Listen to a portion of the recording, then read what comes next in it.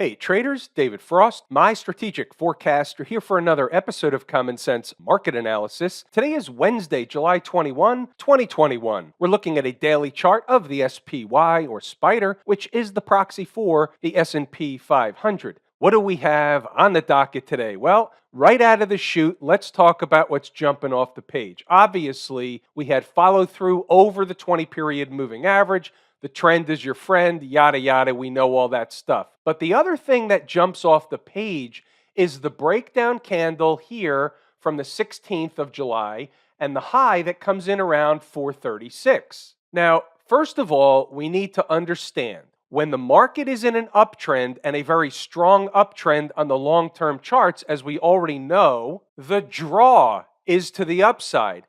Any excuse they can find will send the market higher, a la a phony jobs number, an FOMC meeting where they do nothing. It doesn't matter what the actual news is. If they can use it as an excuse to send price higher, that's what they do. So we have to notice that this breakdown candle high is very, very close to the all-time highs. It's just a stone's throw away. So here's what we're going to say, and we're going to get into what happens if, meaning what happens if on Thursday we find the market doing X, right? That's what we want to know, don't we? If the market's opening below the breakdown candle high, then the breakdown candle high is more likely to be overhead resistance than it isn't. However, if the market is opening, for example, by the opening bell at 9:30 a.m. Eastern Standard Time on Thursday, if it's opening above the breakdown candle high,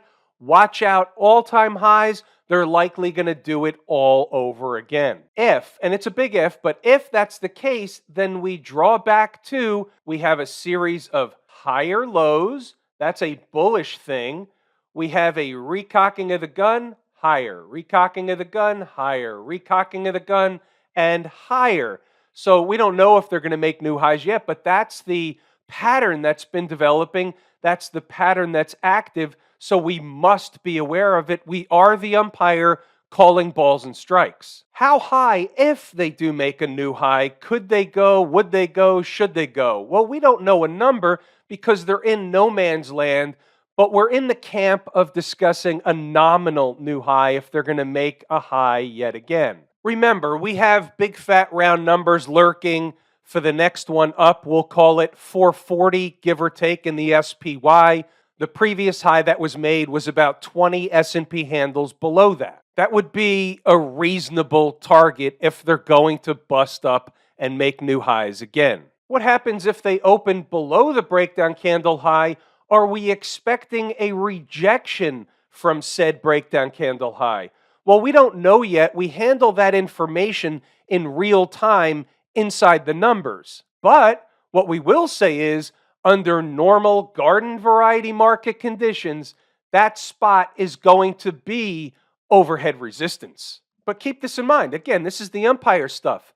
Overhead resistance doesn't mean rejection.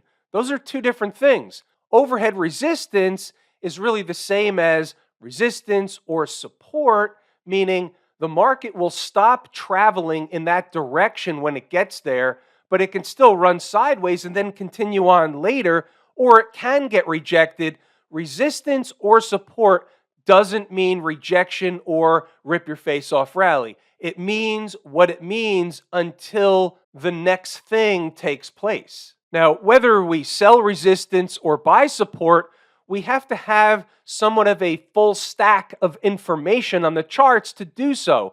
That's again something inside the numbers that comes from the Lazy E-Mini Trader where I teach all that stuff. This is the continuing education component of what we're doing here. Do we see anything different when we go down to other charts? For example, here's the 240-minute chart. Again, above all the moving averages, that's bullish. Trend is your friend. We know all that. We have a breakdown candle, the same high around 436. The high of this candle, same deal, 436.06. So there's no change on the 240 chart. 120 chart, a more pronounced breakdown candle. Therefore, the high, which is the same, It's handled the same way as the daily chart. It's the same price level for the same reason. We just want to look at all the charts. We want to see if they're all confirming the same thing. They are confirming the same thing. When they're not confirming the same thing, we have to take notice because we may need to be aware of a different thing. Hourly chart, same breakdown candle, same 4 to 36.06 high. Before we run through some other charts looking around the horn, let's take a gander inside the numbers. And as you can imagine, we had kind of a gap and go in a grinding chop shop formation for the most part. So there wasn't a lot of trading opportunities, right? Those type of days leave traders, they leave intraday traders at the altar for the most part. Stocks on the move, not a lot of stuff moving around in the pre-market when the market was trading up all night and then the pre-market. So it leaves us with limited stocks on the move opportunities. There were a few, but nothing hit their number except a late addition, which was Netflix. Late addition meaning I put it on the board along with STX on the board after the market opened when I noticed some stocks moving into a potential tradable opportunity. I'm going to start to do more of that on quieter days as long as it is quiet, like a day like today where there's not a lot of stuff going on. I'll start looking around the horn and put up some other stuff. Let's go through the commentary, and what I'm going to do is just scroll up. You can pause the video and go back to the charts to double check the work. I urge you to do so. All I want to do is point out a couple of important things. This is the pre-market, early thoughts, 0 dark 30. We have a couple of things that are important. You want to get the numbers right out in the open, right out of the chute. Opening the day above 432 means the bulls won the coin toss. It's the more bullish opening today.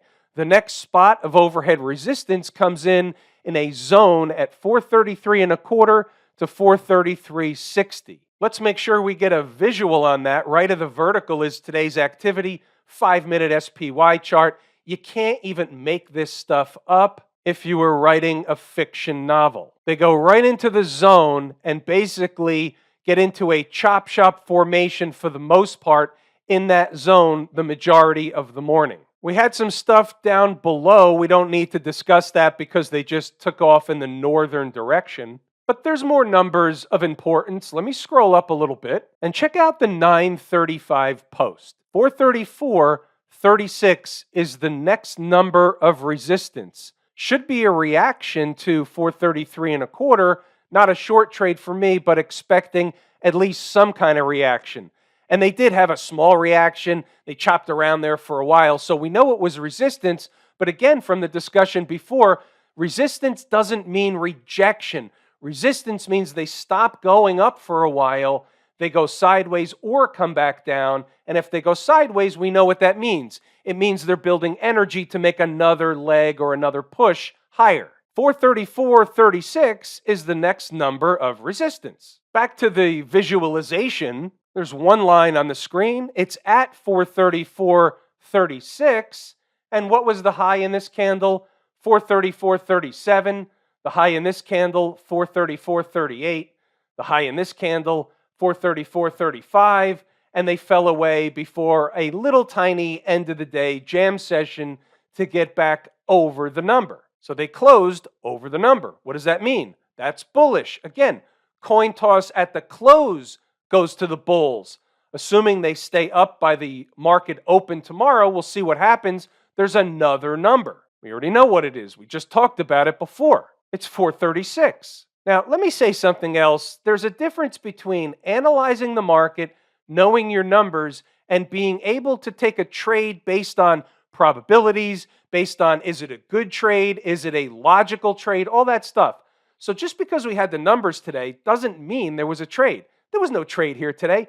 You couldn't just hop on and hope. There was no short trade. The market grinded away until it got to 434.36, and then it pulled back a little bit. That's not a trader's tape. It's just the tape. You take what the market gives you and you go about your business. We're moving right along. See 942, looking around the horn for some action. Late addition to stocks on the move, Netflix. The other one might have been right before the opening bell, right. 921 STX before the opening bell. They didn't get to the number, but still yet, I know traders want action. You take what the market gives you, but I'm looking hard to find where the action is. 943, closing candles above 433 and a quarter opens the door for 434.35. Now, if you wanted to take that and say, all right, if they close above, I'm going to take a position and I'm going to ride it to 434.35. You could have done that. It's not something I would do, but a trader could have done that. And if they got below 433, you're out of the position. We're moving right along. By 10:09, we identified the pivot, the short-term pivot, 433. Remember, that post was a little after 10 o'clock. It was about 10:09. And here, you can see they come into the pivot at 10:20. They come into the pivot at 10:30, 10:35. They ride it till about 10:40, and then they take off, never to be seen again. 433 was the pivot. What's the closing price in this candle? 433.01, 1035. No accidents or coincidences. I watch stuff that nobody else pays attention to. We're moving right along. Pause the video. Read the notes. I gave you everything when we went back and forth.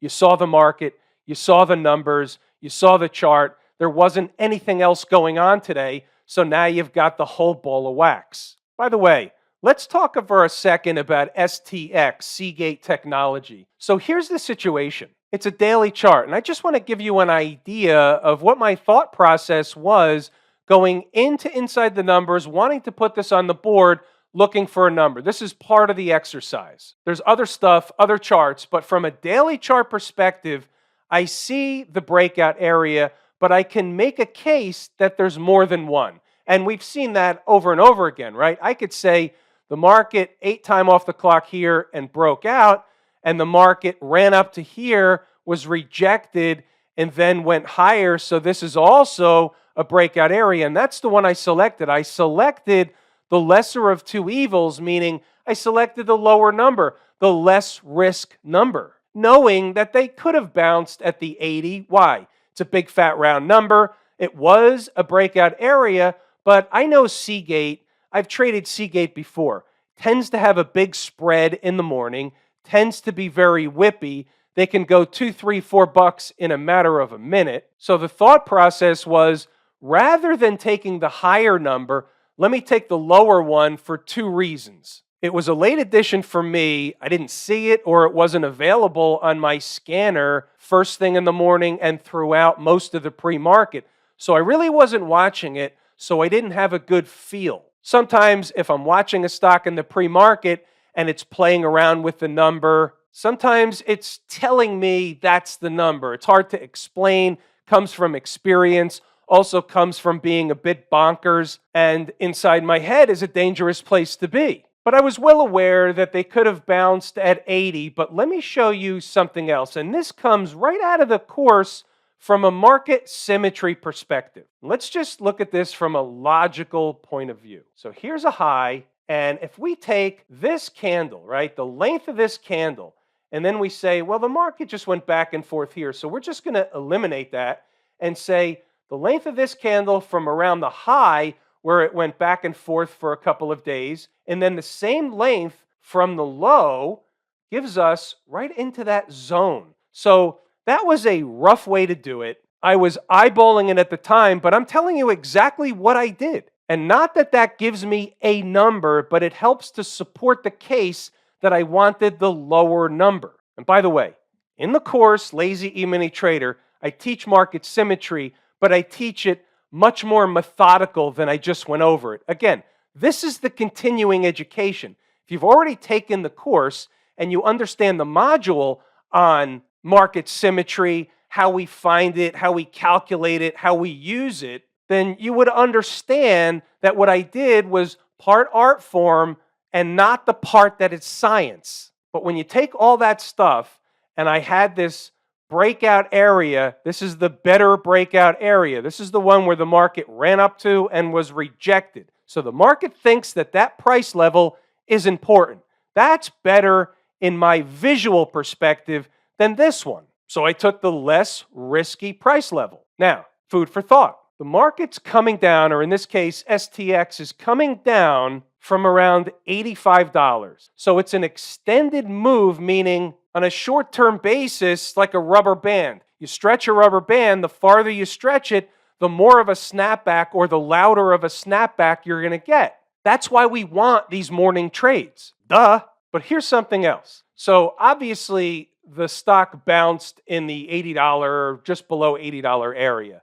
But let's just say it didn't and came into this zone. We'll just call it $77 for argument's sake. Using just this area here, based on how many times we look at that type of situation, that type of setup on the chart, and then ask yourself this question: how many times is the market just going to blow right through that spot, keep going like it wasn't even there? And the answer is hardly any. Might take a while to turn around, might take a few hours to turn around, but from an intraday perspective, that's okay because you're looking at this area from a daily chart perspective, so it could take all day, it could take a couple of days, but generally speaking, it's not going to take a couple of days.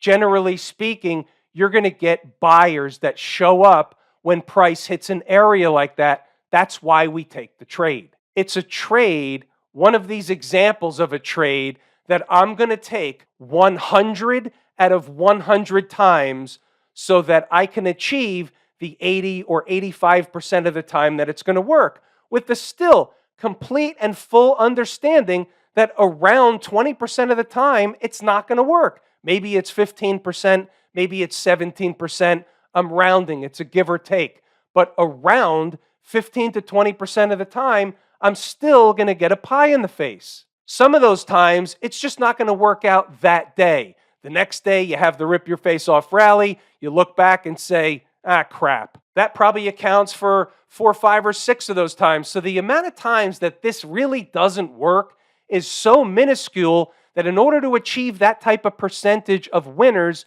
you have to take a trade like this 100 out of 100 times. That was some soapbox on STX.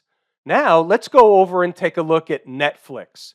Netflix was a late addition, put it on the board at 511.87 when it was a lot higher than that, but it came in rather quickly, and you can see while it worked, it didn't really work. It closed above the number, but it never gave the minimum required base hit, so we're just going to say it was more of a push than anything else. They only got above it for a sustainable basis at the end of the day. Other than that, once they got below the number became resistance. That's why the numbers are important. Support becomes resistance, resistance becomes support. The stop was 508. It's an hourly stop. Does anybody think 508 was important? Stops are important numbers too. That's why they're stops. Stops aren't arbitrary like 50 cents or 2 points or whatever it is. The market doesn't know about your 50 cents or my 2 points, but the market knows about 508. How do I know that? Well, the stop is based on an hourly close. First hour closes 508.50. The low was 507.35. The next candle, the next hour, goes even lower, but the closing price was well above 508. So they didn't close below, so we're still in an active trade. This is painting by the numbers. Forget about emotions. Forget about what you or I might have done or might not have done. We're painting by the numbers. If you want to paint by the numbers, this is how it works. Painting by the numbers doesn't take into an account that I have to meet somebody for lunch. I'm out of the money by 12 cents. Do I want to leave it ride while I'm at lunch not watching it? Or am I going to take a 12-cent loss or a 12-cent gain or whatever it is and go to lunch and forget about it? And it's the latter of the two. So painting by the numbers doesn't take into an account that stuff. But let's look again. 13:30 candle, 1:30 in the afternoon. What's the close? 508.72. Okay, what's the next one? How about the next one? Closing price, 508.40. What's the low? 508.36. What's the low here? 507.80. Obviously, 508 was important. And then, of course, at the end of the day, they jam them back above the original number. The point here and the takeaway is the numbers work. By the way, I know many of you are thinking, what's the 501.65? First, it's below 508, and second, it wasn't on the board. Right. I put it on my chart later. Why? In case the whole thing didn't work, that was the next number. Probably wouldn't have told you about it. The market was going north. Netflix was going south. That means no relative strength. That means I would have been reluctant to make two errors on the same play. Meaning, I'm not going to take a loss at the 511.87 and then 20 minutes later put up another number to subject myself to another loss on the same stock in the same day on a late edition. You see where I'm going with that? That would have been stupid. What's going on over in Camp IWM? Well, seems pretty obvious. Like they want to get up into the convergence of three moving averages, the 20, 50, and 100 period moving averages. So whether they get there or not is one case. If they get there, could we expect a reaction in the other direction? And the answer is intraday, we're not so sure. Would it be easy for them to get above, simply waltz right above it, like whistle past the graveyard, continue higher, close the day above, and the following day, and the following day after that? And the answer is no. It's not going to be easy for them to just bust right through. They can spike into it. They can spend some time up there intraday, but I don't necessarily expect them to whistle past the graveyard on the convergence of those three moving averages right around what? A big fat round number of 225. You see what I'm getting at? And by the way, what's that number? 217.67. What does that represent? That's our weekly number. They got below it and closed below it last week. Now they're above it. Are they going to have a recapture by the Friday close? Maybe. That's bullish. Doesn't mean they're going to run up to new highs right away and keep going, but on its face, it's bullish. It's not bearish, that's for sure. What about the folks down at the transportation department? Into the 20-period moving average. That's it. They couldn't get through it. There's really nothing to discuss here. This is my #1 canary in the coal mine, second favorite market leading indicator. As we know, the IWM is #1, and this really isn't going anywhere. It's very interesting. It was a nice day. It was up about 1%, but look where they are on the chart in relation and compared to other markets. Below 3 out of 4 moving averages that I follow. SPY above moving averages. Okay, we know that. IWM below 3 out of 4, my favorite market leading indicator. The transports, second favorite market leading indicator, below 3 of 4. Any accidents or coincidences? I think not. If it screams higher and has a rip-roaring rally, they're still going to have plenty, and I mean plenty, of overhead resistance around 15,150 to 15,250. How you doing? What about the folks out in Silicon Valley? The Q people. Trend is your friend. Anything to see here? Not really. Move it along. It's the same discussion as the S&P 500. We really don't have to go over this one. The XLF breakdown candle high, 36.81. What was today's high? Let's move over the chart. 36.78, little bit of a pullback. They're hanging around in the same place. They haven't broken down, but they haven't broken up. Getting above all these pivots here, again, this is less likely to be resistant, and it's more likely to be 38. No change. We've been on that case for quite some time. Smash Mouth, pretty good proxy for the tech space as a whole. And what do we have here? Well, obviously, they closed above the 20, but they got right up into this breakdown candle high. And more importantly, remember from the other day, when they made this bottom and they finished near the high of the day, we said that was a bullish move. They finished in the green for the day.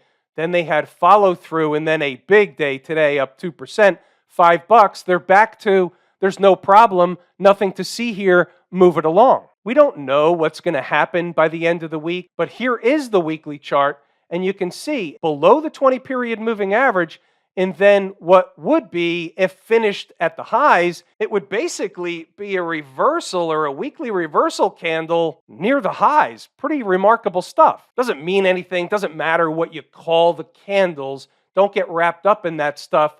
We're just saying this is a remarkable move. That's what we're saying. Don't fight the Fed. Have I told you how much I appreciate each and every one of you? Without you, these videos are not possible. That is true and accurate information. We're going to pull the ripcord here today. I'm David Frost, my strategic forecast.